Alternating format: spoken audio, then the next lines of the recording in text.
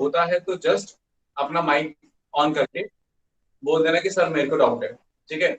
और आपके बाद अगर आप मान लीजिए आपने बोला कि मेरे को डाउट है और आपने देखा कि कोई और भी बोल रहा है कि मेरे को डाउट है, वो म्यूचुअल अंडरस्टैंडिंग से कोई एक जन अपना माइक बंद कर देगा, एक जन अपना क्वेश्चन पूछ लेगा, फिर वो जब पूछ के चुप हो जाएगा, फिर the another one can ask the question, ठीक है। तो I will give you ample of time to ask me questions, तो वो प्रॉब्लम नहीं है। बस थोड़ा मैनेज कर लेना, ऑनलाइन में मिक्सिंग मत करना कि चार ने माइक ऑन कर लिया, चारों बोल रहे हैं, चारों की आवाज नहीं आ रही। अच्छा, मेरे पढ़ाते पढ़ाते तक ऐसा हो सकता है, ठीक है ना, 95% आपके एंड से कि आपका डेटा या आपका कोई इशू हो रहा हो, मतलब कि नेट स्लो आ गया या कुछ और स्लो आ गया, तो 95% आपकी तरफ से इशू हो सकता है कि स्क्रीन ब्लर हो जाए, कुछ हो जाए। तो अगर आपके पहले देख लीजिएगा अपने कि आपकी इंटरनेट स्पीड कितनी आ रही है, कि आपकी स्पीड तो स्लो नहीं है, या टेक्स्ट में दूसरों से पूछ लेना कि क्या सबकी स्क्रीन ब्लर है या सिर्फ मेरी ही ब्लर है, क्या सबको आवाज आ रही नहीं आ रही है, मुझे आवाज नहीं आ रही। तो जब कंफर्म करके आपको क्लियर हो जाए कि हाँ आपकी तरफ से इशू नहीं है, तब आप मुझे इन्फॉर्म कीजिए कि सर आपकी तरफ से इशू है। क्योंकि अगर आपके साइड से इशू नहीं है तो फिर मेरी साइड से है। तो अब मेरी साइड से है तो फिर आप मुझे इन्फॉर्म अगर कर रहे हैं तो थोड़ा सोच समझ के देख के, कि ऐसा ना हो कि सिर्फ आपकी स्क्रीन ब्लर है और आप बीच में शोर मचा रहे हो कि सर स्क्रीन ब्लर है, स्क्रीन ब्लर है, हमें नजर नहीं आ रहा, हमें नजर नहीं आ रहा। तो फिर उसमें मैं कुछ नहीं कर सकता, ठीक है ना। तो अगर प्रॉब्लम आपके एंड से है तो आप समझदार है ना, फिर मैसेज में अपने क्लासमेट से पूछ लीजिए कि क्या वाकई उनकी भी ब्लर है। और अगर वो कहते हैं कि नहीं उनकी क्लियर है, आप ही की ब्लर है, तो आप अपने एंड से ठीक कीजिए, मुझे पढ़ाते हुए डिस्टर्ब मत कीजिए, ठीक है। और फिर भी अगर मैं आपको बताता हूँ कि मान लीजिए, अच्छा मैं ये क्यों कह रहा हूँ कि मेरी तरफ से प्रॉब्लम कम होगी, ध्यान रखना कि प्रॉब्लम मेरी तरफ से कम इसलिए होती है बिकॉज मैं यूज कर because I am using the wifi network. क्योंकि मैं वाईफाई नेटवर्क यूज कर रहा हूँ तो उसकी स्पीड एम्पल आती है, तो बहुत ही रेयर चांस होता है कि मेरी तरफ से दिक्कत हो, ठीक है। तो इसलिए चेक योरसेल्फ। हाँ, अगर मेरी तरफ से दिक्कत होती है या मेरी स्क्रीन बंद हो जाती है तो मैं रिपीट कर दूंगा आपको जो भी मैंने पढ़ा है।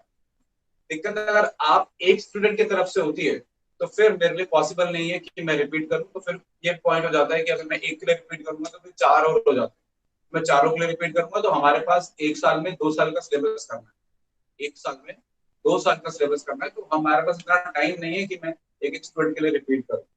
तो फिर अगर आपको कुछ मिस हो जाता है तो उसका सोल्यूशन क्या है? उसका सोल्यूशन बहुत सिंपल सा है, आपके ये जो रिकॉर्डिंग्स हैं ये आपकी ऑनलाइन भी रिकॉर्ड होती है, ठीक है ना।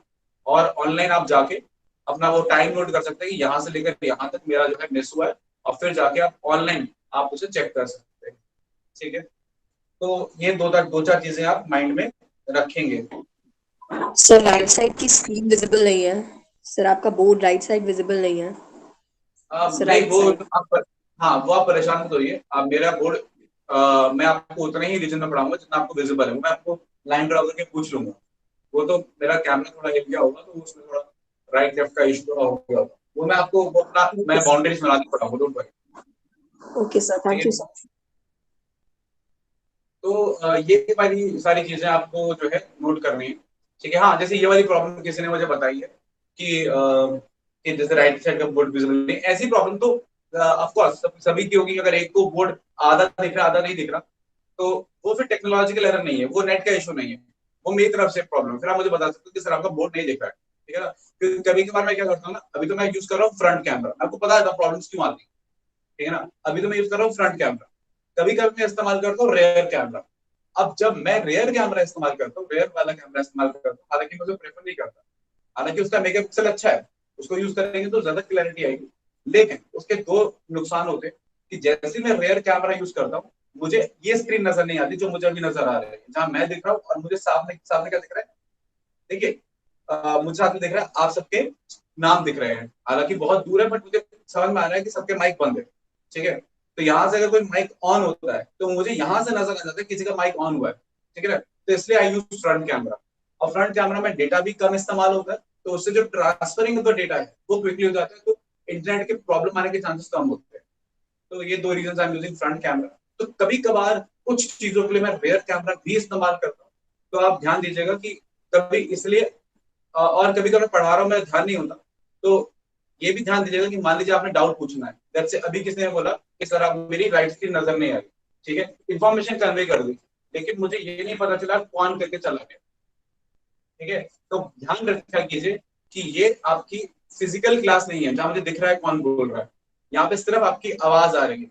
तो you have to tell me, इस तरह मैं एक्स वाई जेड स्टूडेंट हूँ, पहले अपना नाम जो भी है कि एक्स वाई जेड, उसके बाद अपनी प्रॉब्लम या सॉल्यूशन जो भी आप देना चाहते हो।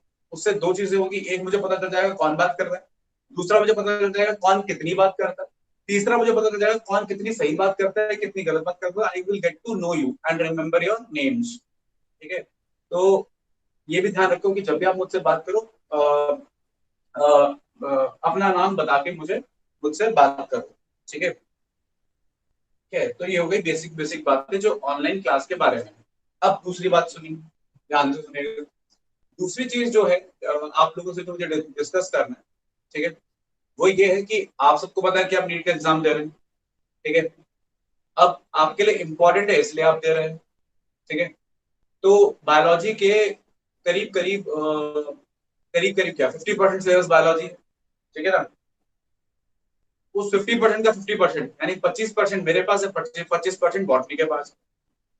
अब पॉइंट ये है कि 25% का मतलब लगभग 45 क्वेश्चन होता है। अगर मैं सेल और सेल साइकिल को निकाल दूं, जैसे कुछ इंस्टीट्यूट सेल और सेल साइकिल को बॉटनी में काउंट करते हैं। ठीक है, हमारे इंस्टीट्यूट में सेल और सेल साइकिल बॉटनी में ना होके जुअलॉजी में। अब क्योंकि सेल और सेल साइकिल भी जुअलॉजी का पार्ट मानते हुए अगर मैं सिलेबस का काउंट करूं तो ऑलमोस्ट 50-50 बैठ जाता है, मतलब 50 से ज्यादा ही बैठ जाता है। मतलब लास्ट ईयर पेपर की बात करें तो 48 टॉपिक्स इस इंस्टीट्यूट के हिसाब से केल्विन के हिसाब से जूलॉजी में पढ़ाए गए थे, और बचे हुए टॉपिक्स 42, ये 40, हाँ 42 बॉटनी में पढ़ाए गए थे। तो ऐसा वो चाहिए 50-50 ही वेटेज है। ठीक है ना, अब क्योंकि 50% वेटेज है मेरे पास और 50% बॉटनी वालों के पास है, तो चैप्टर्स इंपॉर्टेंट है, और अमाउंट ऑफ द चैप्टर्स मतलब काफी ज्यादा वेटेज हमारे पास है। ठीक है, आप समझ सकते हैं करीब करीब 180 मार्क्स मेरे पास या हमारे सब्जेक्ट के पास है, और 180 एक अच्छा खासा अमाउंट होता है जब हम नीट की बात करते हैं। अच्छा, एक चीज और है, ड्रॉपर्स के स्टूडेंट के साथ सबसे बड़ी प्रॉब्लम क्या होती है, ये भी दो छोटी चीजें मुझे डिस्कस करनी है। ड्रॉपर के स्टूडेंट के साथ सबसे बड़ी प्रॉब्लम ये होती है कि उसका ग्लास पूरा भरा होता है, उसको ऐसा लगता है। देखिए, सिंपल सी बात है कि अगर मुझे किसी ग्लास में पानी डालना है, ठीक है, तो मैं उसी ग्लास में पानी डाल सकता हूँ जिस ग्लास में पानी डालने का स्कोप हो, जो ऑलरेडी ना भरा हो। जो ऑलरेडी भरा होगा उसमें पानी डालूंगा तो जो पानी डालूंगा बाकी ओवरफ्लो हो जाएगा, वो डलेगा ही नहीं, ऐड ही नहीं होगा। तो ड्रॉपर के स्टूडेंट की, मैं ड्रॉपर वर्ड इस्तेमाल कर रहा हूँ, फील इट दैट वे, हो सकता है आपने नीट एक बार भी ना दिया हो, तो वो पिछले सालों से मेरी आदत है, तो don't feel it that way. ठीक है, तो ड्रॉपर स्टूडेंट्स की ये जो प्रॉब्लम रहती है वो ये रहती है कि वो ये समझते हैं कि वो 2 साल पढ़ के आए हैं। मैं सबकी बात नहीं कर रहा, कुछ ऐसे हो सकते हैं, ठीक है ना, कि वो ये समझते हैं कि हम तो पढ़ के आए हैं, हमने तो भाई अच्छे अच्छे मार्क्स स्कोर किए बायोलॉजी में, कहीं आप में से 70 को 80 को 90 वाले भी हैं, कि हमको तो पता है, हमको तो चीजें पता है। तो वो एक्चुअली सुनते वक्त ये नहीं ढूंढते कि क्या बताया जा रहा है, वो जो भी पढ़ाया जाता है उसको अपने पढ़े हुए से रिलेट करके वो वही सुनना चाहते हैं जो उनको पढ़ाया गया है। ठीक है ना, उनको जरा सा एक्स का वाई बता दो तो वो परेशान हो जाते हैं। तो आपको परेशान होने की जरूरत नहीं है। देखिए, सब्जेक्ट के अलग अलग प्रोस्पेक्टिव हो सकते हैं, मेन कंटेंट सेम रहेगा। किसी ने एक्स बताया तो हो सकता है मैं आपको एक्स ही बता रहा हूँ लेकिन एक्स थोड़ा अलग तरीके से बता रहा हूँ।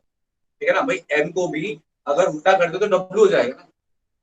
तो हो सकता है किसी ने आपको एम बताया हो, मैं आपको डब्ल्यू बता रहा हूँ, पर मेरा प्रोस्पेक्टिव, मैं नीचे से ऊपर की तरफ देख के बता रहा हूँ, आप मिरर इमेज बता रहे हो, आप ऊपर से नीचे देख के बता रहे हो, आपने ऊपर से नीचे पढ़ा है, मैं नीचे से ऊपर बता रहा हूँ, तो ये भी हो सकता है। तो सिंपल सा कॉन्टेक्स्ट ये है कि जब मैं आपको कुछ बता रहा हूँ तो आप उस कॉन्सेप्ट को ना देख के सिर्फ ओवरऑल मैं क्या कहने की कोशिश कर रहा हूँ उसको समझो। जब आप ओवरऑल समझोगे तब आपको कोई भी डाउट या प्रॉब्लम नहीं होगी। तो आपको आता है या चीजें पता है, ये चीज अपने दिमाग से निकाल दो। पता है, दैट इज वेरी गुड। सीखा है, वेरी गुड। कोई टॉपिक अगर मैं पढ़ाता हूँ और आपको वो ऑलरेडी बहुत अच्छे से आता है, बहुत ही अच्छी बात है। लेकिन मैं हमेशा ये कहता हूँ कि अगर एक दीवार है उस पर रेड कोट कर दिया तो दोबारा रेड कोट करने से उसकी चमक बढ़ेगी ही, उसकी चमक कम नहीं हो जाएगी। तो अगर आपको एक टॉपिक अच्छे से आता है, you know it very well, तो मेरे दोबारा बता देने से या आपके दोबारा सुन लेने से, ठीक है, उस टॉपिक, वो टॉपिक खराब नहीं हो जाएगा, वो टॉपिक और रिफाइन नहीं होगा। ठीक है ना। तो ये नहीं कि ये तो मुझे आता है, ये तो क्या ही है, तो सिंपल है, इसको छोड़ो, ध्यान नहीं दिया, वो वाला एटीट्यूड नहीं चाहिए। तो मुझे यहाँ पे सब लोगों का सीखने वाला एटीट्यूड चाहिए। ठीक है। एक और एटीट्यूड क्या है, ये ड्रॉपर स्टूडेंट्स की प्रॉब्लम नहीं है, ये नॉर्मल स्टूडेंट्स की प्रॉब्लम होती है, जो ड्रॉपर में कम मिलती है लेकिन कुछ में मिल सकती है। ये प्रॉब्लम है सब्जेक्ट के बाहर जाना। अब सब्जेक्ट के बाहर इसलिए बोल रहा हूँ क्योंकि स्टूडेंट्स की आदत होती है कि they are very creative in their mind. जब मैं स्टूडेंट था मैं भी बहुत क्रिएटिव था, मुझे जब एक चीज बताई जाती थी मैं उसको किसी वाई चीज से रिलेट करके पढ़ लेता था, समझ लेता था, कुछ भी है ना, कुछ भी सोच लेता था। तो वो चीजें स्टूडेंट के अंदर होती है, लेकिन क्या होता है ना कि जब हम टॉपिक से भटकते हैं तो हमारा हमारा ब्रॉड रेंज होने की वजह से ना फिर इंपॉर्टेंट टॉपिक स्किप हो जाते हैं। तो मैं आपसे यही कहूंगा कि आप सिलेबस टू सिलेबस चलें। मेरा काम यहाँ पर आपको जैसे फॉर एग्जांपल एक सिंपल सा टॉपिक है, लेट्स से एवोल्यूशन, तो मुझे यहाँ पे आपको इवोल्यूशनरी साइंटिस्ट नहीं बनाना। I don't want you to be a palaeontologist. ठीक है ना। मुझे आपको पैलेंटोलॉजिस्ट नहीं बनाना है, मुझे आपको डॉक्टर भी नहीं बनाना एक्चुअली। ठीक है ना। वो बनाने का फिजिक्स केमिस्ट्री बॉडी तीनों चाहिए, मुझे तो आपको जूलॉजी का सिर्फ उतना पार्ट पढ़ाना है जितना पार्ट मुझे लगता है कि इम्पोर्टेंट है, जिसमें आपके नीट में आने वाले क्वेश्चंस कवर अप हो जाए। तो आप देखिए कि मैं कौन हूं। I am not a zoologist expert, या I am not a biologist expert. मैं जूलॉजिस्ट नहीं हूँ, ठीक है, मैं बॉटनिस्ट भी नहीं हूँ, मैं बायोलॉजिस्ट भी नहीं हूँ। मैं कौन हूँ? I am a NEET zoology expert, दोनों में फर्क है। मैं नीट जूलॉजी एक्सपर्ट हूँ। मैंने पिछले 5 या 7 सालों में सिर्फ यही देखा है कि नीट का कैसे पैटर्न होता है। नीट या जो मेडिकल एंट्रेंस है उसमें बायोलॉजी की जूलॉजी वाले पार्ट से कैसे क्वेश्चन आते हैं, कौन से टॉपिक से ज्यादा आते हैं, कौन से टॉपिक से कम आते हैं, कौन से टॉपिक की वैल्यू कितनी है, और कैसे मैं आपको उसके लिए प्रिपेयर कर सकता हूँ। तो I am not here to make you scientist, I am not here to deal with different things. I'm just here to deal with simple target है मेरा, आपको नीट के लिए तैयार करना। तो मैं आपको उसी के लिए तैयार करूंगा। ठीक है। तो अगर आपको और डाइवर्स इंफॉर्मेशन सेट में जाना है, आपको आपका मन कुछ रिसर्च में जाने का, तो उसमें I can not help you, as simple as that. तो मुझसे वो एक्सपेक्ट भी मत कीजिएगा। ठीक है। तो यही छोटी छोटी चीजें हैं जो आपको माइंड में हमेशा रखनी है। ठीक है। अच्छा, अब पढ़ने के पैटर्न के बारे में बता रहा हूँ।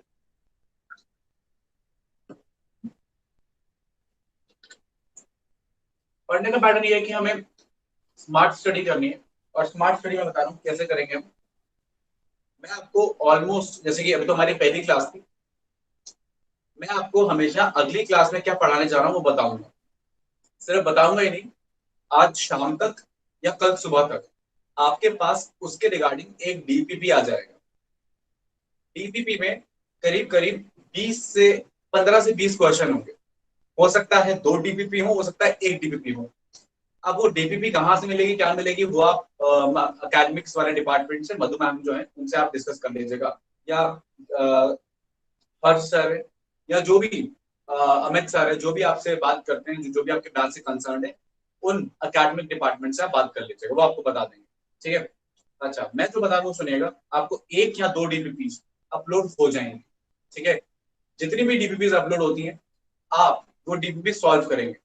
आप अब ध्यान सुनेगा, डीपीपी जितनी आपको दूंगा 15 से 20 क्वेश्चन होंगे, या 15 15 के दोगे तो 40 हो गए, 30 हो गए या 40 हो गए, जो भी है, जो भी वो क्वेश्चन होंगे वो उन टॉपिक्स से होंगे जो मैं पढ़ाने जा रहा हूँ।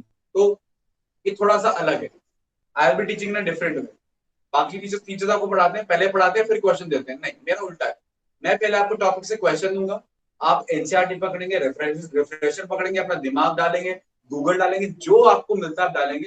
लेकिन ऑर्डर ये रहना चाहिए, एनसीईआरटी, एनसीईआरटी में नहीं मिला तो रिफ्रेशर, और जब रिफ्रेशर में नहीं मिला, किताबों में नहीं मिला, जब किताब पूरी छांट ली, तब लास्ट होना चाहिए इंटरनेट। क्योंकि इंटरनेट से क्या होता है ना, इंटरनेट से आपको डायरेक्ट इन्फॉर्मेशन नहीं मिलेगी, आपको एक चीज मिलेगी, आपको मन करता है ये भी पढ़ लूं, पर आप वो पढ़ लेंगे, फिर आप वो भी पढ़ लेंगे, फिर आप वो भी पढ़ लेंगे, तो आप 6 चीजें पढ़ लेंगे और फिर 6 चीजों में घूम जाएंगे। ठीक है ना। तो इसलिए आई इंटरनेट मैं प्रेफर नहीं करता हूँ, तो पहले एनसीईआरटी के बाद रिफ्रेशर में भी ना मिले तो इंटरनेट, और मान लो फिर भी कॉन्सेप्ट क्लियर नहीं हो रहा तो of course I will let you know. तो हम आपके डीपीपी के जो क्वेश्चंस हैं उनको पकड़ेंगे, उनको सॉल्व करेंगे, और उनको सॉल्व करके उनके सॉल्यूशन के कॉन्टेक्स्ट में थ्योरी पढ़ेंगे। तो हम थ्योरी ऐसे नहीं पढ़ेंगे कि बस थ्योरी पढ़ ली, नो, हम क्वेश्चन के कॉन्टेक्स्ट के बैकग्राउंड में हम थ्योरी पढ़ेंगे। ठीक है, अभी तक तो मेरा ये टारगेट है, ठीक है ना। तो अभी ऐसे ही शुरू करेंगे, और मान लीजिए अगर ऐसे काम नहीं चलता तो फिर हम फिर वापस क्लासिकल पाथवे पे आ जाएंगे, क्लासिकल तरीके पे आ जाएंगे कि हाँ पढ़ाओ क्वेश्चन दो, पढ़ाओ क्वेश्चन दो। तो फिर उस बाद में उस पर आ जाएंगे अगर ये वाला तरीका आपको सूट नहीं किया। लेकिन सूट करने के लिए टाइम बहुत लंबा होना चाहिए, तो हम 1-2 महीने तो ऐसे ही पढ़ेंगे, दैट्स इट, ठीक है ना। तो अगर सूट करेगा, अगर मुझे लगा रिजल्ट अच्छे आ रहे हैं, आपके मार्क्स अच्छे आ रहे हैं, तो फिर विल कंटिन्यू दिस। और मान लीजिए अगर ये मेथड नहीं कामयाब होता या नहीं बढ़िया लगता आपको या नहीं चल पाता, क्योंकि हर बैच के साथ ही पॉसिबल नहीं होता, ठीक है ना, ये बैच टू बैच वेरी करता है। तो अगर आपका बैच इस वाले तरीके में जम गया तो ये बेस्ट तरीका है, ठीक है, मुझे ये बेस्ट तरीका लगता है। ठीक है, तो फिर आज हम क्या करेंगे, क्योंकि आज मैंने आपको कोई डीपीपी नहीं दिया, कोई पेपर नहीं है आपके पास, तो इसलिए आज हम जनरल क्वेश्चंस डिस्कस करेंगे, और क्वेश्चंस के बेस पे ही कुछ बेसिक कॉन्सेप्ट्स की हम बात करेंगे। ठीक है, तो अच्छा, अब पॉइंट ये है कि हम स्टार्ट कहां से कर रहे हैं। हम एनिमल किंगडम से स्टार्ट नहीं कर रहे हैं, ना हम एनिमल किंगडम पढ़ रहे हैं, ना हम स्ट्रक्चरल ऑर्गेनाइजेशन पढ़ रहे हैं, ठीक है ना। हम स्टार्ट कर रहे हैं सिंपली बायोमोलिक्यूल्स, ठीक है ना। मैं आपको बायोकेमिस्ट्री बायोमोलिक्यूल्स पढ़ाऊंगा, उसमें भी हमें आपको बायोमोलिक्यूल्स में मेरा फोकस कार्बोहाइड्रेट की तरफ नहीं है, प्रोटीन की तरफ नहीं है, न्यूक्लिक एसिड की तरफ नहीं है, और ना ही मेरा लिपिड्स की तरफ फोकस है, क्योंकि वो सारी चीजें केमिस्ट्री के थ्रू या बाकी और कॉन्टेक्स्ट में पढ़ते हो। तो जो चीजें केमिस्ट्री के थ्रू ज्यादा है उनमें मेरा फोकस नहीं है। बायोमोलिक्यूल्स में मेरा मेरा मेन फोकस एंजाइम्स के ऊपर रहेगा। हाँ, मैं बाकी चीजें आपको पढ़ाऊंगा। तो हम बायोमोलिक्यूल से स्टार्ट करेंगे, बायोमोलिक्यूल्स के बाद सेल पढ़ेंगे, सेल के बाद सेल साइकिल पढ़ेंगे, और बायोमोलिक्यूल सेल और सेल साइकिल जब हो जाएगा उसके बाद स्ट्रक्चरल ऑर्गेनाइजेशन पे आएंगे, वो पढ़ेंगे, और जब ये भी हो जाएगा तब जाके एनिमल किंगडम पढ़ेंगे फेज 1 में। ये आपका फेज 1 है, ठीक है। तो animal kingdom is going to be the last chapter we are going to deal, ठीक है। तो ऑर्डर ये रहेगा, थोड़ा अटपटा है लेकिन मुझे पता है कि कैसे पढ़ाना है। तो बायोमोलिक्यूल, सेल, सेल साइकिल, फिर स्ट्रक्चरल ऑर्गेनाइजेशन, और फिर एनिमल किंगडम, ठीक है। तो आज बायोमोलिक्यूल्स को ही थोड़ा थोड़ा डिस्कस कर लेते हैं रैंडम, ठीक है ना। ठीक है, प्रॉपर स्टडी अगली क्लास से शुरू करेंगे डीपीपी के बाद।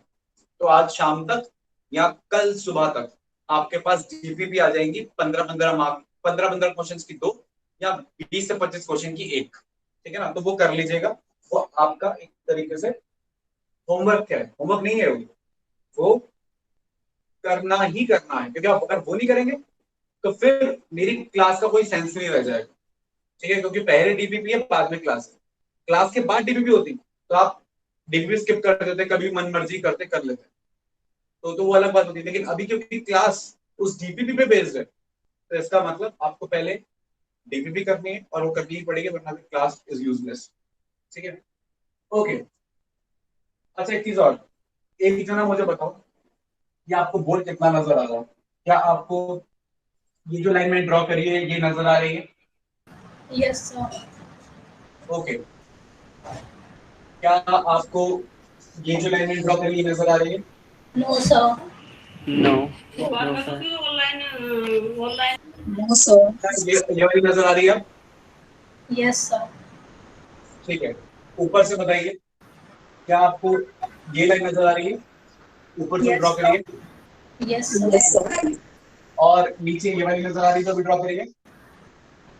Sir yes sir. नो ठीक सर। है, ये आधे या सर आधे नो कैसे हैं? तो थोड़ा सा ऊपर करने लाइन। कोई बात नहीं, ये नजर आ रही होगी। Yes sir. ओके, तो ये हमारा बोर्ड है, ठीक है, इतने में ही बात करेंगे, ठीक है। आइए तो फिर थोड़ा डिस्कस कर रहे हैं, अपना सब माइक बंद कर लीजिए, ठीक है। दो चार सवाल आप लोगों से भी करेंगे, मतलब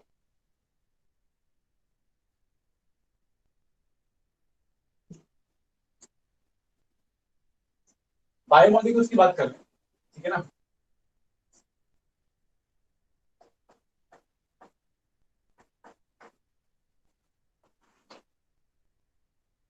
ओके, तो सिंपल सा मेरा सवाल आप लोगों से, anybody who can tell me, क्या मतलब क्या होता है बायोमोलिक्यूल्स का? कैसे biomolecules, what do I mean by biomolecules?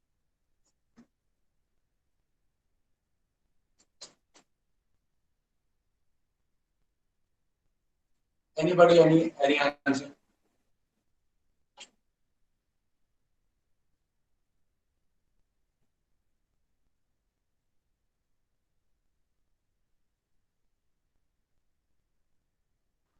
Sir macromolecules. हाँ, नहीं, मैक्रो माइक्रो की बात नहीं कर रहा मैं सिंपली पूछ रहा हूँ कि बायोमोलिक्यूल से क्या समझोगे आप? Small हाँ जी, सर वो मॉलिक्यूल मॉलिक्यूल पर हेलो हाँ हाँ हाँ सुनो। सर वो मॉलिक्यूल जो किसी लिविंग बॉडी में प्रेजेंट हो, वो मॉलिक्यूल जिससे जो किसी लिविंग बॉडी में प्रेजेंट हो। ठीक है शुभम, और anybody else? All the Shubham mike दो। carbon compounds we get ना। एक जना एक बार, शिवानी और पर्ग में से एक जना माइक बंद कर लो। हाँ शिवानी, दोनों ने बंद कर लिया, एक जना। Sir, all the carbon compounds, mainly carbon compounds we get okay, all from carbon compounds we get. हाँ, शिवानी भी कुछ कह रही थी, शिवानी। nothing. Nothing, okay. तो मेरी बात ध्यान सुनेगा। बायोमोलिक्यूल्स, देखिए चीजों को ज्यादा कॉम्प्लिकेट नहीं करेंगे, सिंपल सा आसान सा कॉन्सेप्ट है, माइंड में एकदम डाल लीजिए। बायोमोलिक्यूल कुछ भी नहीं, ठीक है। जो भी चीज बायोलॉजी में मिले, बायोलॉजी क्या होती है? बायोलॉजी इज लाइफ, ठीक है ना। We deal about life. Life क्या है? लाइफ सेल से शुरुआत हो रही है, टॉक अबाउट सेल, ठीक है ना। Simplest living organism is a cell, ठीक है ना। तो एक सेल में जो भी मिले, ठीक है, जो भी केमिकल मॉलिक्यूल मिले, दैट इज अ बायोमोलिक्यूल। तो ये बात बड़ी इंपॉर्टेंट है, ठीक है, कि बायोमोलिक्यूल क्या है। Biomolecule anything which is found in a cell. अब सवाल ये पैदा होता है कि सेल में मिलता क्या है? सब चीज मिलती है, ठीक है ना। क्यों सब चीज मिलती है? ऑलमोस्ट ऑलमोस्ट सारी चीजें वो मिलती हैं जो एटमॉस्फेयर में मिलती है। क्यों? क्योंकि लाइफ आई ही तो एटमॉस्फेयर में है। हम जिस लाइफ के एवोल्यूशन की बात कर रहे हैं, तो हम एवोल्यूशन के हिसाब से बात करें तो हम बात करते हैं about the chemical origin of life की theory given by Oparin and Haldane. अब देखिए मेरी यहाँ पे चीजें मिक्स्ड हैं, मैं एवोल्यूशन की बात भी कर रहा हूँ और मैं सेल की बात भी कर रहा हूँ, बायोमोलिक्यूल्स की बात भी कर रहा हूँ। तो आपको भी ऐसे ही पढ़ना है, ठीक है, तभी आपको चीजें क्लियर होंगी। तो इवोल्यूशन में एक साइंटिस्ट है, दो साइंटिस्ट है, ओपैरिन एंड हार्डिन। उनकी थ्योरी है केमिकल थ्योरी ऑफ इवोल्यूशन। मतलब केमिकल धीरे धीरे इवॉल्व हुए, सिंपल सिंपल केमिकल्स थे, ठीक है, कार्बन ऑक्सीजन नाइट्रोजन हाइड्रोजन, वो कंबाइंड हुए। वो कंबाइन होने के बाद थोड़े कॉम्प्लेक्स केमिकल इवॉल्व हुए, थोड़े कॉम्प्लेक्स केमिकल से अमाइनो एसिड आए, उनसे प्रोटीन बने, लिपिड्स पॉलीमर आए, लिपिड्स बने, तो प्रोटीन्स हो गए, लिपिड्स हो गए, प्रोटीन लिपिड इकट्ठे हो गए, ठीक है, और एक स्ट्रक्चर बन गया। उस स्ट्रक्चर के अंदर ये sugars, ribose sugar plus phosphorus plus nitrogenous bases, जिसमें again nitrogen was important component, और फॉस्फोरस मिलके एक न्यूक्लियोटाइड बन गया। न्यूक्लियोटाइड से पॉलीमराइज होके पॉलीन्यूक्लियोटाइड बन गए, आरएनए या डीएनए। और इनमें से जो पॉलीन्यूक्लियोटाइड थे ये घुस गए उस लिपिड और प्रोटीन के स्ट्रक्चर के अंदर, और इस तरीके से एक स्ट्रक्चर बनेगा जिसको आज हम सेल कहते हैं। तो आपने क्या देखा कि जो लाइफ आई है वो केमिकल के इवोल्यूशन से ही आई है, केमिकल थ्योरी ऑफ इवोल्यूशन में ही हम मानते हैं, ठीक है ना। और इसको प्रूव भी किया है मिलर ने अपने एक्सपेरिमेंट से। अब राउंड फ्लास्क एक्सपेरिमेंट आपने बोर्ड दिया, क्लियर होगा कि राउंड फ्लास्क एक्सपेरिमेंट में क्या है, ठीक है ना। तो कॉन्सेप्ट ये है कि अगर हम केमिकल थ्योरी ऑफ इवोल्यूशन में मान रहे हैं, तो इसका मतलब क्लियर है कि हम ये मानते हैं कि केमिकल से ही लाइफ बनी है और एटमॉस्फेयर में ही बनी है। तो एटमॉस्फेयर के जितने केमिकल्स हैं वो सारे ही तो होंगे सेल में। कौन से केमिकल को बोलेंगे तू मत आ भाई, तू मत आ, तू मत आ? हर केमिकल का अपना अपना कुछ ना कुछ कॉन्ट्रीब्यूशन है, तो हर केमिकल है। तो बस इतना सा है कि सेल के अंदर जो मिल जाए, ठीक है ना, जिसको भी आप केमिकल कह सको, वो बायोमोलिक्यूल है। फॉर एग्जांपल सिंपल सा ऑक्सीजन बायोमोलिक्यूल है, कार्बन डाइऑक्साइड बायोमोलिक्यूल है, hydrogen, nitrogen, phosphorus, sulphur, magnesium, silica, molybdenum, magnesium, ये सब जितने हैं, निकल, इतने सिंपल सिंपल, ये भी क्या है, बायोमोलिक्यूल्स हैं। ऑफ कोर्स कुछ बड़े हैं साइज में, जैसे वाटर है वो छोटा है, CO2 छोटा है ना, मीथेन इथेन छोटे हैं, ठीक है ना, कुछ ग्लूकोज छोटा है, अमाइनो एसिड्स छोटे हैं, इन सब को बुलाते हैं बायो माइक्रोमोलिक्यूल्स। और जो बड़े हैं साइज में, ठीक है ना, जो साइज में बहुत बड़े हैं, उनको हम बुलाते हैं बायो मैक्रोमोलिक्यूल्स। जैसे कि मेन मेन कौन है इसमें, पॉलीन्यूक्लियोटाइड्स, ठीक है ना, पॉलीन्यूक्लियोटाइड्स मतलब आपके डीएनए और आरएनए, ठीक है ना। अच्छा, पॉलीसैकेराइड्स, पॉलीसैकेराइड्स मतलब आपके लंबे लंबे शुगर, सेलुलोज, ग्लाइकोजन, ठीक है ना, स्टार्च। अच्छा, और कौन, और साथ में प्रोटीन्स, प्रोटीन्स क्या है, पॉलीपेप्टाइड्स, ठीक है ना, तो बहुत सारे अमीनो एसिड्स मिल गए, प्रोटीन, वो भी आपका बायोमैक्रोमोलिक्यूल है।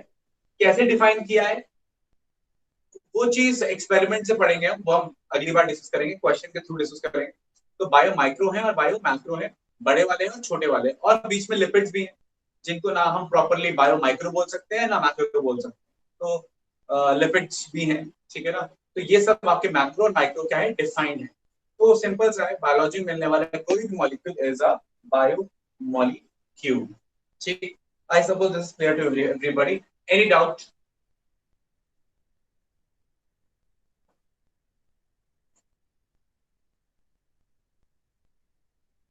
हाँ कि ना?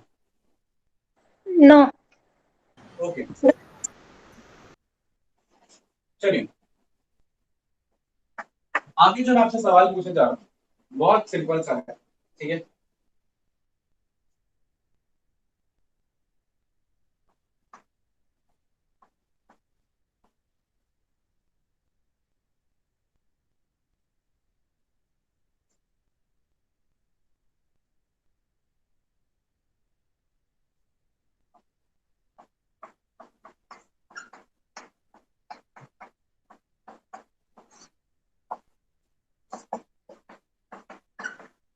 मोस्ट अबंडेंस कौन से मतलब जो एलिमेंट है, मैं एलिमेंट पूछ रहा हूँ, कौन से वाला एलिमेंट, ठीक है,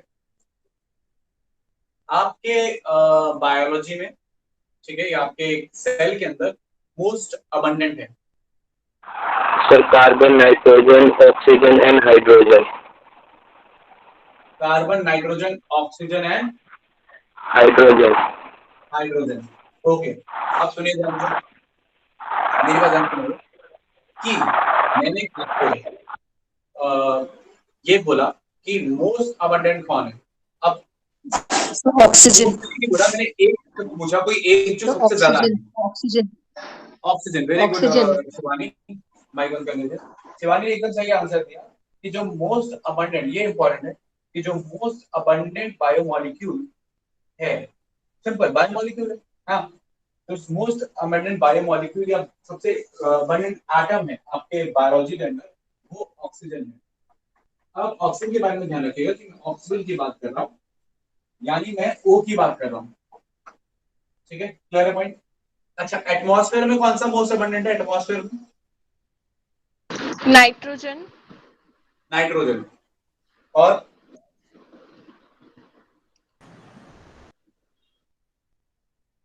ओवरऑल, सॉरी, मैं एटमॉस्फेयर गलत वर्ड यूज कर गया, सॉरी।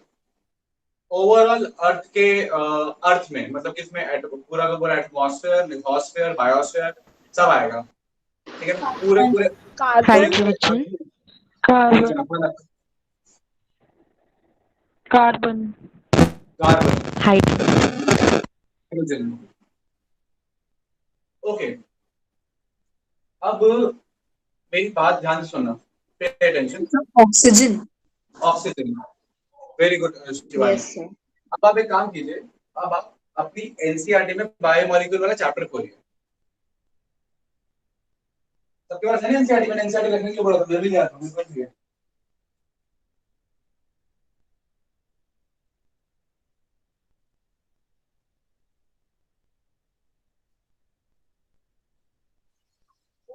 सर मेरे पास एनसीईआरटी नहीं है 11th की। इसके पास 11th की एनसीईआरटी नहीं है भाई। सर शिवानी। अच्छा, कोई बात नहीं, आपके पास फोन है, गूगल में जाके सर्च मारिए बायोमोलिक्यूल्स चैप्टर एनसीईआरटी इमेजेस या फिगर्स। सब लोगों के पास, बाकी लोगों के पास एनसीईआरटी है ना? Okay sir. Yes, sir. Okay, अब सब लोग एनसीईआरटी में ना मेरे ख्याल से एक फिगर होगी जिसमें कंपेयर किया हुआ है, देखिएगा पहली या दूसरी फिगर है, ठीक है ना? अभी मेरे पास एनसीईआरटी मेरी भी ऊपर पड़ी, ठीक है, फर्स्ट फ्लोर पे, तो अभी मैं जाके नहीं ला रहा हूँ, तो बस अभी ध्यान दो कि इसमें एक फिगर है, इसमें कंपेयर किया हुआ है, इधर लिखा हुआ है अर्थ क्रस्ट और इधर लिखा हुआ है, राइट में लिखा हुआ है सेल, और कुछ एटम्स कंपेयर किए हुए हैं बाय राव समथिंग, नीचे लिखा हुआ बाय राव कुछ डेटा मिला वो Yes. Figure. Yes, sir.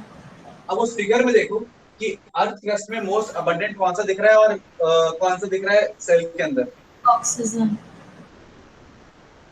Oxygen दिख गया सब लोगों को? Yes, sir. दिख Yes, गया sir. ना? अब आप देखिए, देखिए सिंपल सी चीज है, ये क्वेश्चन है, ये एक बार नीट के एग्जाम में आया हुआ है और ये कहीं नहीं लिखा, ये बस फिगर के अंदर इंफॉर्मेशन दी हुई है। तो आपकी एनसीईआरटी की एक एक चीज, एक एक फिगर, एक एक टेबल आपको पढ़नी है, एनालाइज करनी है, ये मैं आपको बताना चाह रहा था। तो ऑक्सीजन इज मोस्ट अबंडेंट। अब आप अगर अंदाजा लगाओगे तो गलत क्यों लगाओगे? क्यों? क्योंकि आप जब ऑक्सीजन को सुनोगे ना, माइंड में आएगा, आप समझोगे O2। हम यहाँ O2 की बात नहीं कर रहे, हम तो O की बात कर रहे हैं। तो जब हम O की बात करेंगे तो हम उसमें CO2 के भी दो मॉलिक्यूल लेंगे ऑक्सीजन के, H2O में भी O को कंसीडर करेंगे, और जितना O है वो सभी O को कंसीडर करेंगे। तो एटमॉस्फेयर की बात करें तो गैसेस में नाइट्रोजन अबंडेंट है 77% या 72-3% जितना भी है वो बहुत है। लेकिन मैं फिर O2 कम है एटमॉस्फेयर में, लेकिन मैं अगर O की बात करूं, ठीक है ना, इन वाटर में भी, लैंड में भी, CO2 वाले O2 भी सब कुछ मिला दूं, तो ये क्या हम देखते हैं कि earth crust as well as cell दोनों के अंदर ऑक्सीजन क्या है, मोस्ट अबंडेंट है। Is that clear to everybody? ये बात ध्यान रखना, ठीक है? हाँ, अब कोई बात कर रहा था नाइट्रोजन, कार्बन, हाइड्रोजन और ऑक्सीजन की। नाइट्रोजन, कार्बन, हाइड्रोजन और ऑक्सीजन, इसने इन चारों की बात की थी। अब इन चारों की इंपॉर्टेंस क्या है?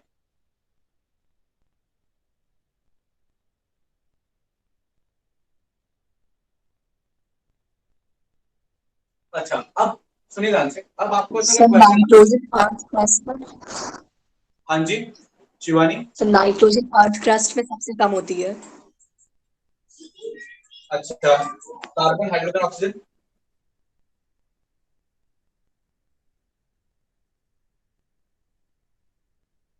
ओके, तो मैं बताता हूँ लोग, कॉन्सेप्ट ये है कि जब आपसे पूछा जाएगा कि ये नाइट्रोजन, कार्बन, हाइड्रोजन, ऑक्सीजन की बात आप कब करोगे, ये बात तब आएगी जब आपसे कोई ये पूछता है कि ये बताओ कि एटमॉस्फेयर में, या एटमॉस्फेयर बारे में मैं बोल रहा हूँ, इस अर्थ में, पूरी अर्थ जिसमें एटमॉस्फेयर और लिथोस्फेयर सब कुछ आता है, ओशन ओशन सब आते हैं, इस पूरी दुनिया के अंदर सबसे मोस्ट अबंडेंट केमिकल्स कौन से हैं, ठीक है ना? कौन से केमिकल थे जो मैक्सिमम चीजें बना रहे हैं?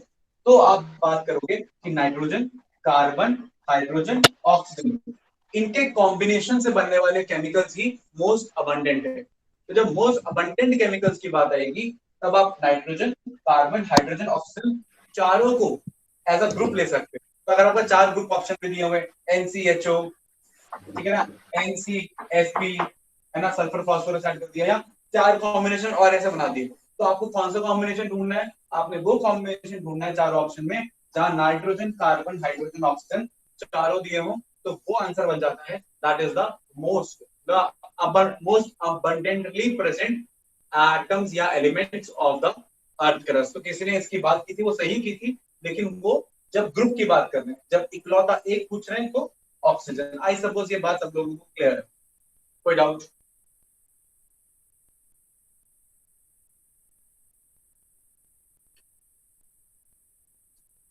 ओके, आपकी खामोशी को हाँ समझते हुए कि कोई डाउट नहीं है, आगे बात करते हैं।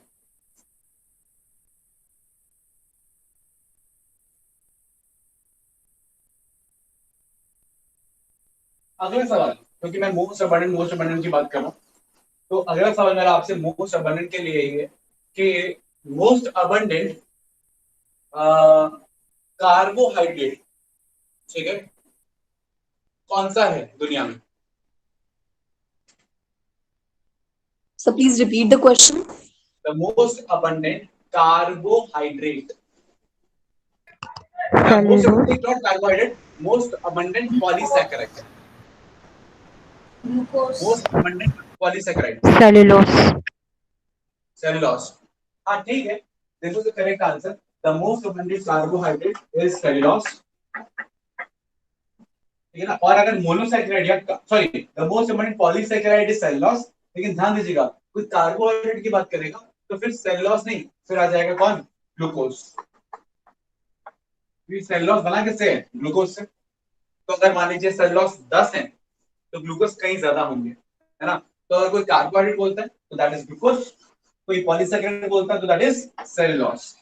ठीक, अगला सवाल, the most abundant protein in the world.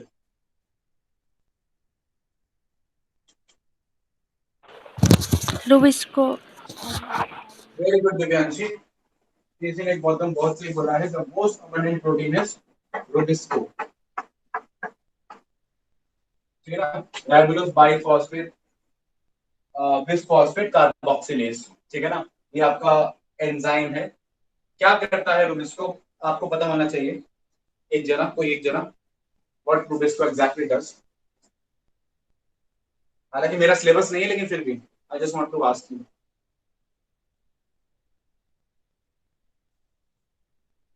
और क्यों मैंने इसको ऐसे लिखा है?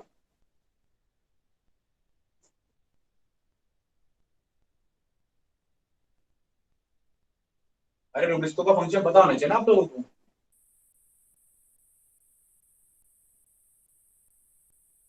Carbon fixation. कार्बन फिक्सेशन कौन से वाले मैकेनिज्म में काम करता है रूबिस्को का नाम आता है?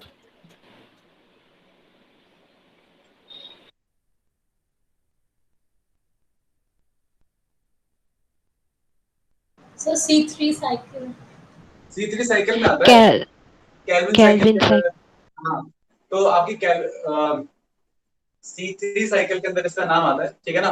केल्विन साइकिल के अंदर आता है, आपके डार्क रिएक्शन के अंदर नाम आता है, ठीक है ना। कि जब आप एनर्जी ट्रैप कर लेते हैं तो उस एनर्जी लाइट रिएक्शन में जो एनर्जी ट्रैप करी है उस एनर्जी को इस्तेमाल करके आप जब ग्लूकोज बनाते हैं तो पहला होता है आपका जो पहला स्टेप है उसी के अंदर ये रूबिस्को आपका काम करता है कार्बन फिक्सेशन में, कार्बन डाइऑक्साइड ऐड करता है, ठीक है ना।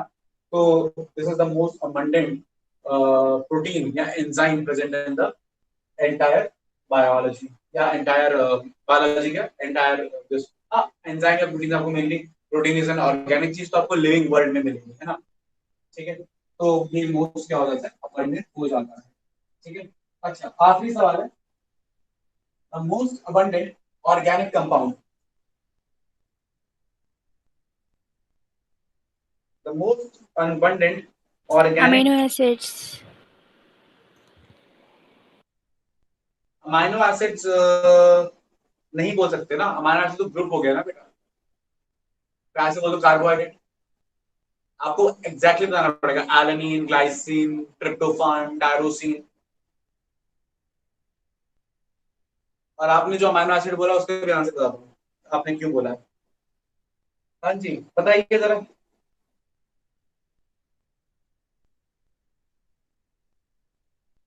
Most abundant organic compound in the organic तो लिविंग बॉडी हुआ, लिविंग के अंदर ऑर्गेनिज्म के अंदर बेटा again cellulose. Most abundant cellulose. तो ये कुछ बेसिक इंफॉर्मेशन है, ठीक है ना, क्या आपको ध्यान रखनी है। Oxygen as an element most abundant, cellulose as a polysaccharide and organic compound most abundant, ठीक है। अच्छा, और उसके बाद रूबिस्को, ठीक है ना, being the most abundant protein, ठीक है ना। तो ये सारी इंफॉर्मेशन आपको क्या रखनी है? माइंड के अंदर रखनी है, जिसमें से सबसे इंपॉर्टेंट कौन सी है? मैं आपको सबसे इंपॉर्टेंट बताता हूँ। सबसे इंपॉर्टेंट ये वाली है, ऑक्सीजन, का मोस्ट अबंडेंट होना और रिबिस्को का मोस्ट अबंडेंट होना, ये दो बातें आपके क्या होनी चाहिए, क्लियर होनी चाहिए। याद रखना, oxygen not just in atmosphere but also in the biology. अब आप ही के इसी चैप्टर के ना एक और फिगर उस पर आ जाते हैं, उसको डिस्कस करेंगे।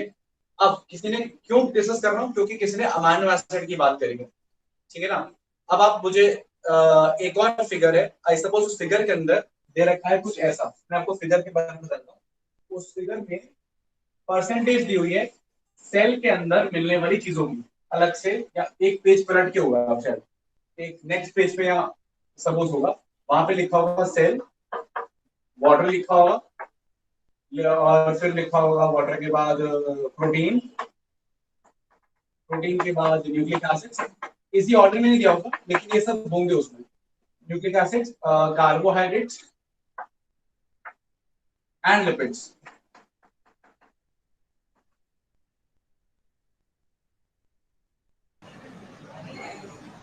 And ions. Yes, sir.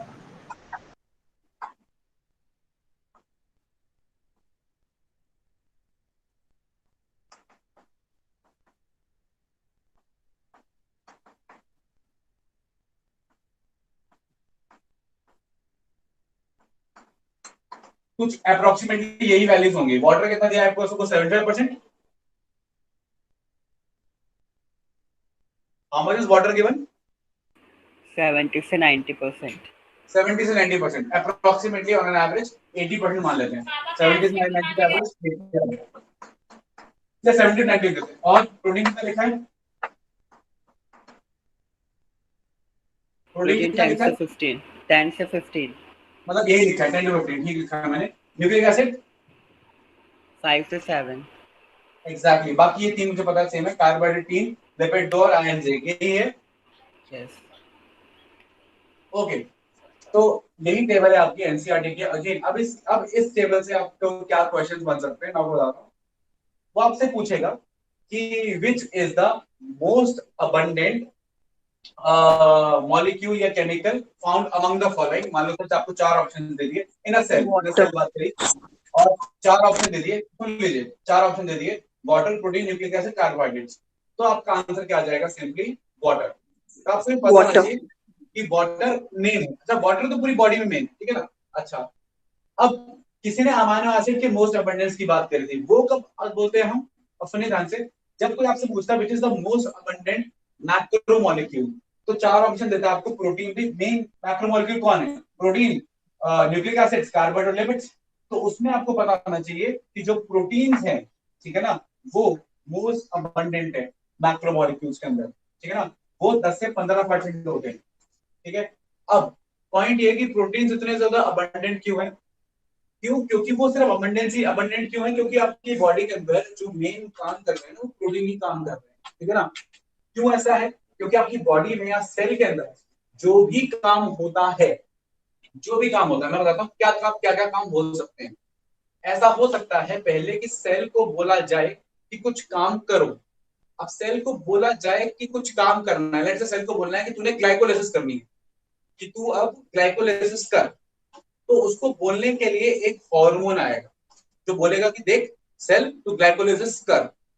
अब ये जो हार्मोन आएगा, ये जो मैसेंजर आएगा, पहले तो आने वाला मैसेंजर भी प्रोटीन हो सकता है, ठीक है, होने को लिपिड भी हो सकता है, तो उसको छोड़ देते हैं, आगे बढ़ते हैं। लेकिन आने वाला केमिकल जो मर्जी हो, जिस रिसेप्टर से वो बाइंड करेगा इंफॉर्मेशन पहुंचाने के लिए, वो प्रोटीन होगा, ठीक है।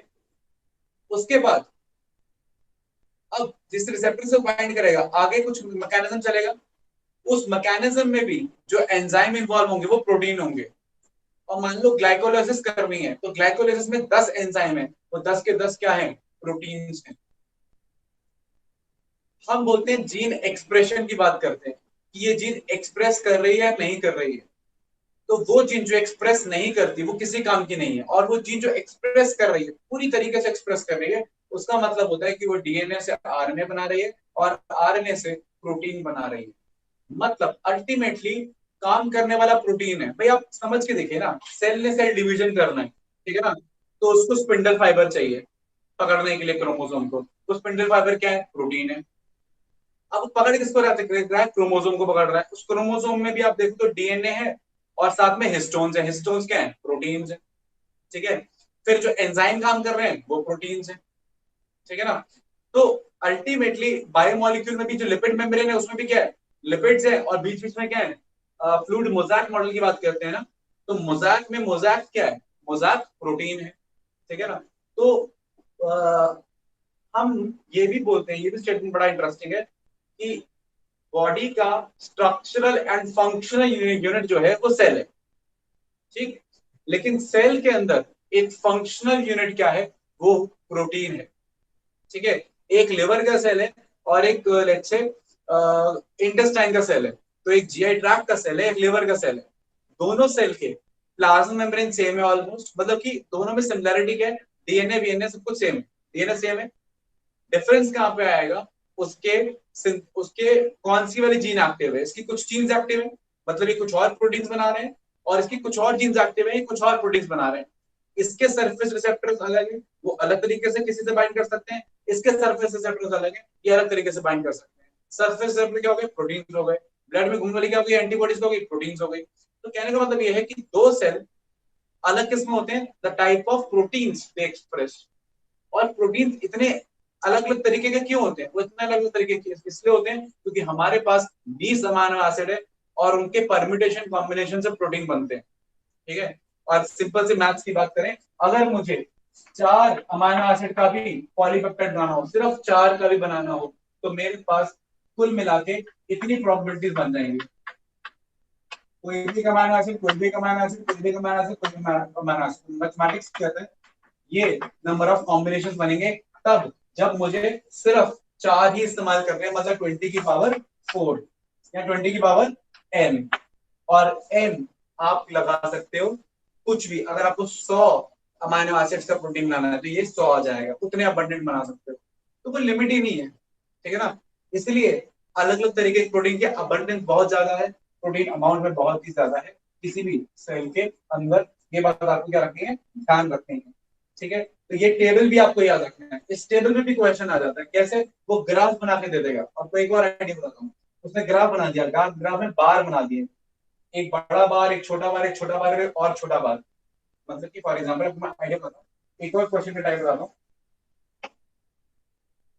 ठीक है। एक्स एक्सिस, ये वाई एक्सिस, ये बार बना दिए, एक बड़ा बार, एक थोड़ा छोटा बार, एक और छोटा बार, और एक और छोटा बार, ठीक है ना। अब ये 4 बार रिप्रेजेंट कर रहे हैं एक प्रोटीन को, एक न्यूक्लिक एसिड्स को, एक कार्बोहाइड्रेट को और एक लिपिड्स को, ठीक है ना।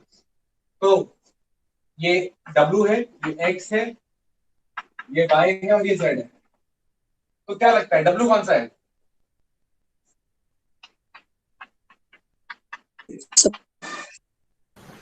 water, बहुत सिंपल है। W represents protein, X represents nucleic acids, Y will represent the carbohydrates, and Z या Z will represent Lipid. L, ठीक है, लिपिड्स। तो देखिए सेम है, वो वही टेबल ही, लेकिन आपको बस घुमा फिरा के पूछ लीजिए। तो पॉइंट यही है कि आपको एनसीईआरटी पहले एकदम टिप्स पे होनी चाहिए, word to word, diagram to diagram, ठीक है ना। उसके बाद जब एनसीईआरटी आपकी पक्की हो जाए, या हो सकता है कि कोई एक पैराग्राफ जो एनसीईआरटी में समझ में आ रहा है कि ये तो समझ में ही नहीं आ रहा है, बड़ा ही कॉम्प्लिकेटेड दिया है, तो हाँ उस पैराग्राफ को उठा के आप रिफ्रेशर पढ़ लो, पूरी डिटेल समझ लो। लेकिन रिफ्रेशर सिर्फ अच्छे से समझने के लिए कॉन्सेप्ट, रट्टा आपने उसी पैराग्राफ का मारना है वर्ड टू वर्ड। रट्टा मारना कह रहा हूँ, मेरा मतलब एग्जैक्ट रट्टा मारने से नहीं है। एक होता है कि बस रट लेना, ठीक है ना, कुछ मतलब समझ में ना आना, ठीक है, वैसा नहीं। आपको एक एक लाइन का, एक एक वर्ड का मतलब पता होना चाहिए। मतलब याद रहेगा तो दिमाग में भी याद रहेगा। मुझे तो ये याद है ना टेबल, ठीक है। मुझे टेबल कैसे याद है? क्योंकि मुझे कॉन्सेप्चुअली याद है कि ये चीज इतनी अबंडेंस में है, ये इतनी अबंडेंस में है, ठीक है। तो कॉन्सेप्चुअली याद रखोगे तो याद रहेगा। तो आज की क्लास के लिए मेरे पास आपके लिए इतना ही है, ठीक है। अब आपको मैं रिमाइंड करा देता हूँ, आपका छोटा सा होमवर्क है, आपको 2 डीपीपी या 1 डीपीपी आएगी, मैंने बनाई नहीं है तो बता नहीं सकता हूँ। या तो आज शाम तक या कल सुबह तक उसको आपको सॉल्व करना है, और अगली क्लास में हम बस वो डीपीपी के क्वेश्चन ही डिस्कस करेंगे, उसके रिलेटेड टॉपिक्स ही डिस्कस करेंगे। तो डीपीपी के थ्रू हम पढ़ेंगे आपका ये पूरा चैप्टर, ठीक है। तो that's all about the today's class and see you in the next class.